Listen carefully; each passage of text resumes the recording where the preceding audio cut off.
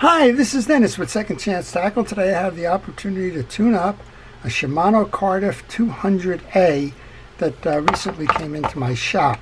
Interestingly enough, I have one that's very similar to this. It has sort of the same problem. I have the Shimano Corvallis that also came in, not from the same user, but nonetheless, that one and this one are very similar in nature, and well, we'll see how the Cardiff compares to it, and we'll see what the Corvallis is like when I get the opportunity to do that one. Well, we're going to take this reel apart completely. We'll show you how it's made. We'll show you how to tune it up. We'll make sure that free spool can return. That's the issue here. And we start by taking off the exterior pieces and parts. While I do that, I always like to ask you to subscribe to my channel. If you like the art of reel repair, if you like to see how fishing reels are made, if you like to learn a little bit about fishing reel history, and more importantly, if you want to learn how to do it yourself so that you can keep your fishing reels working so that they don't fail in a fight, well, then I ask you to subscribe to the channel. I intend this as an educational channel to teach you how to do it yourself, and subscribing will show you when and where I post and what the subjects are. Well, we took off the star adjuster after we removed the handle. There's a flat washer, and then there's a series of tension washers. In this case, there's two of them. And then I think there's probably a flat washer on there as well that'll come out in a little while. When I take the pieces and parts off, they go into a parts tray. And my parts tray happens to be the bottom of a fast food container. Next up then, we want to remove the 3 side plate screws. And I'm not sure if the whole side plate, the whole side plate's going to come out with that. You see that we have a 2-ball bearing reel. We have one on the spool and one in the back. We're going to take a moment here to use fishing reel oil to oil that back bearing. We're going to slide over the line guide so that we can service the pawl. This one's kind of hard to do. Well, I will get it off, but it isn't going to be easy.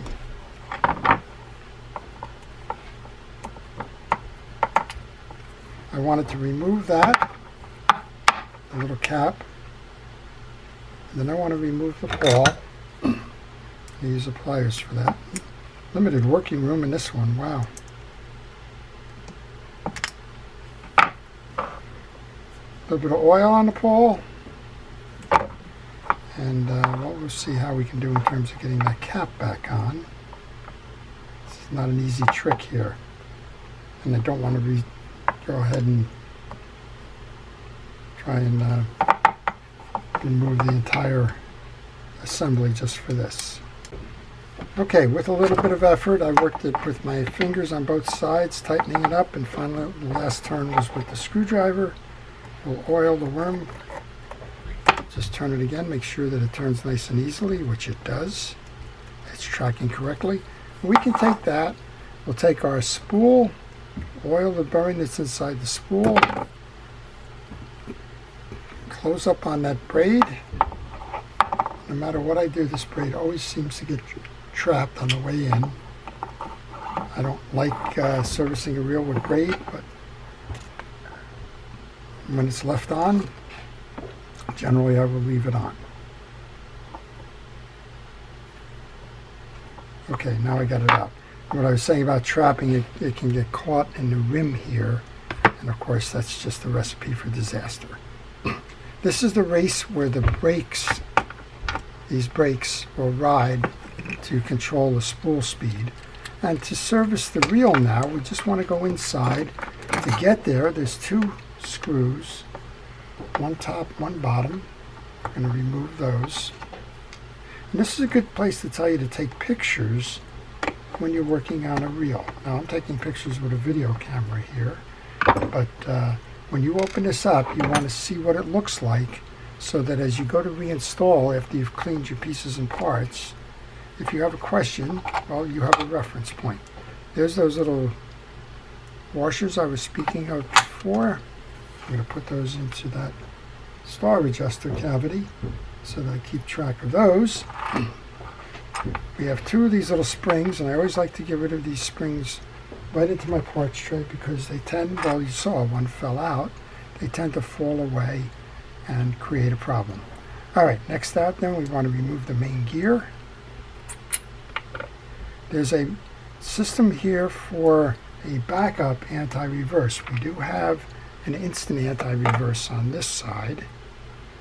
We also have another bearing in here, so let's oil that. But there's a backup. It's the old traditional dog system. And I want to take that, and I want to remove the bottom click ratchet.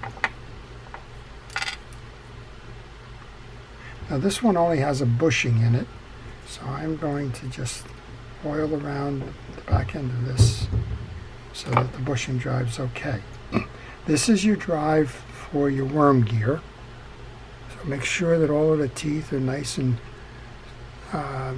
straight, that they're not chipped or broken. If they are, you're going to have an erratic drive on that. Next up, we're going to remove the yoke and the pinion gear, and I think I see why this is kind of slow to react in terms of the click ratchet going back, and that's because there's old dried grease laying in here. So I'm going to use penetrating oil to remove that old grease. Your trip lever is going to get pushed down by the button. It's going to go down like that, and then when the click ratchet is in place, it's going to kick this side up and push it back. So what you want to do here is loosen that up a little bit. I'll use that same penetrating oil to loosen. I don't use it to lubricate, but I do use it to loosen. I'm just going to do that a couple of times here. And while I do that, I'll encourage you to ask questions. If you have any questions about reel repair, maybe you're working on one and you're stuck. Maybe there's a general question about how a reel works. Any of those questions, just leave them in the comment section. It doesn't have to be on this reel, and I will try to get to them for you. All right, this is the setup for the anti-reverse dog. You're going to put your carrier down, and then you're going to merge that hole in the dog with the post. And you'll see as you're turning your reel, everything's fine. As soon as you go to back pedal, it's going to pull it in. You can see how it's pulling it back. And that's how the backup system works. The primary system for this reel is an instant anti-reverse clutch that's located in the side plate. Check all of the teeth on your pinion gear. Make sure that they're clean. These are, and straight, not contorted in any way. And then a nice little coating of oil is next. When you go to locate which way this yoke goes, you're going to notice on the side that there's ramps. Those ramps face inward, and so does the open side of the pinion gear with the slots. Those can simply be mounted onto those two posts now. Famous last words, simply. But just take your time. They will mount in. And then let them seat all the way down. Best to do this with the free spool off. Okay, we have a washer that goes next on from the main gear bottom. And then we want to remove the drag washer here. You want to clean the inside of the drag. There's some old greases in there. There's a little bit of tarnish on that. You're not going to do anything with the tarnish, but you don't want the old greases in there. Dirt like that will compromise the workings of that. This is a Carbon Tex washer. There's an option to grease these or leave these free. This one looks like it's a little bit dried out, so I'm going to put a light coating of grease on there. Then I'm going to grab a paper towel and just wipe off the excess. Once we do that, we can mount that back into the main gear. Same thing here. Check your main gear. Make sure that all those tracks and the teeth are clear. If you have any question, get a hard brush like this one. Pull it through the teeth. This is more for example than it needs to be done. But go ahead and do that. And then use fishing reel grease again. I use Penn Precision reel grease here. Got a hair here that can't be mine. It's too long. All right. Suppose maybe that belongs to the folks using the reel. All right, a nice amount of grease onto the main gear. Take your main gear and set it over the post and merge it with the pinion gear. You'll find two sides on the top washer. One is the shiny side that faces out.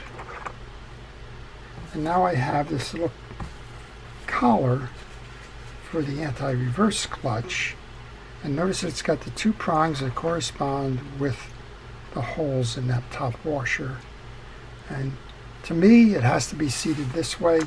It's always hard if you try to put that collar into the anti-reverse clutch and then try to merge it into that seating. It's a tough thing to do. Okay, we have another bearing that just came out of there, no problem. And with this bearing oiled, we're going to come over the top, go into our parts tray, put the two springs onto the posts. Those are going to return the yoke from free spool. With that on, we can go set the case now. You want to aim the two holes for the two holes in the side plate. Work it down and make sure that it seats tight. There you go, that's nice and tight. Once you do that, you can go back to your clutch, grab your two screws from the side and go install those. I almost got in trouble there. I should have put those into my parts tray. I didn't. I got lucky. I didn't knock them out. Kind of like what's going on here with that bearing in that little washer there. Very easy to get distracted, and the next thing you know, you've knocked a piece somewhere where you can't find it. Okay, this bearing can get oiled. I don't oil the anti-reverse clutch. That's a friction-driven device. I leave that one dry. The bearing goes in. That's the first of three of those flat washers. And that's where we're going next. We're going to take the pieces that I had in the star adjuster. We noted that there were two more of those little brass washers. They're shims. They're going to give you the clearance. Now these are not flat washers. The tension washers do have a curve to them. In the first one in, I put the curve facing up. The second one, I have the curve facing down. And those are about tensioning the star adjuster. And then the last one is actually the flat washer that goes under the star adjuster. With that done, we can put the star adjuster on. And if it's not spinning on nice and easy like this one, stop and go back and check your work. It may be going on at an angle. You don't want that. You want to make sure that that stays free so that when the item is inserted on, it's not cross-stripped. There's another tension washer that goes there, then the handle, and the handle nut. That's a 10 millimeter nut. You want to do the same thing here, and I just noticed this one's going on askew, so just back it off, put it on properly. With that finger tighten, we want to take our 10 millimeter wrench, tighten it the rest of the way. And generally speaking, if the flat side is perpendicular to the hole, the nut tie-down cap is going to line up, which it's doing here. And then we'll take our screw and we'll tighten that down to hold everything together. Well, what have we done? We've completely disassembled the reel. We made sure that we oiled the bearings on both sides of this reel. We made sure that we took care of the pawl. We removed the pawl. We put oil in there. This was a tough one, but we got to it. We examined all the pieces and parts in the main gear. We made sure they were clean. We oiled them, and we reassembled the reel. And now it's time to put it back together. Well, when you put it back together, one of the things you want to do is you want to take your free spool release and push that down. When you go to set the case, you want to pull the free spool button up. If you don't do that, you're going to lock it out. And if you lock it out, you're not going to have it behaving properly. Make sure that your gear from the worm gear and your drive gear that you saw, that plastic gear, merge. Make sure that your side plate is nice and tight with a solid seam all the way around it. If you have a gap in this seam and you're trying to close that gap with a screwdriver, you're going to be in trouble. Something is going to be amiss and your reel will not turn properly. Okay, I've finger tightened to 3. We'll come back now and give it the last quarter turn or so with a screwdriver. Then we'll give the reel a test. Okay, the reel is turning nice and easy now. That would make sense. We've got oil and grease and the like in the reel. We want to make sure that our free spool works, so push down on the button. Make sure that you have a tracking on the spool. This is your spool adjuster. If you want it to spin more freely, back it off. It'll turn freer. It's a cast control. If you wanted to tighten it up, tighten it up. That's not a one set and forget. It all depends on the weight of the lure or the sinker that you have on it as to how you control the two of those. It's a backlash prevention device, and best to do it is to hold your reel at waist high like this with the lure attached to the pole. Release your free spool. Oh, it's in release. And when it drops to the ground and does not backlash, you have it adjusted properly. Okay, turn it, flex back. There you go. We can put one more little drop of oil on that top where your line guide is running through there. And that's it. That is your Shimano Cardiff 200A. That's how to take apart, how to service, how to check for all the pieces and parts, and how to put it back together again. I hope you've enjoyed that video. To our first responders and essential personnel, thank you for everything it is that you do to keep us safe. To everyone, please stay safe, stay well, and stay watching. Have a great day on the water, and take a kid fishing. This is Dennis with Second Chance Tackle. Have a great day.